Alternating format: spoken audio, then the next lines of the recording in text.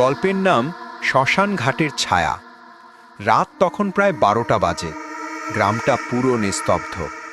দূরে শ্মশান ঘাটের দিক থেকে হালকা ধোঁয়া উঠছে। কারো দাহ হয়েছে কয়েক ঘন্টা আগে। তবে রনি ওর বন্ধুর চ্যালেঞ্জে সেখানে যাওয়ার সিদ্ধান্ত নিল। ভূত তুত কিছু নাই রে বলে হাসল সে। কিন্তু শ্মশান ঘাটে পৌঁছে প্রথমেই দেখল একা একটা মহিলা দাঁড়িয়ে আছে সাদা শাড়ি পরে, চুল ঝুলে আছে মুখের ওপর। রনি জিজ্ঞেস করল, আপনি এখানে একা কেন? কোনো উত্তর নেই। মহিলাটা ধীরে ধীরে তার দিকে হাঁটতে শুরু করলো। মাটির ওপর তার পা ছোঁয়ে না, ভাসছে।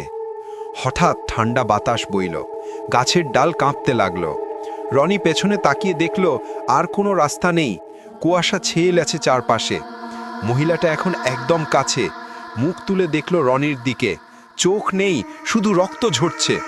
রনি চিৎকার করতে গেল, কিন্তু মুখ থেকে শব্দ বেরোলো না।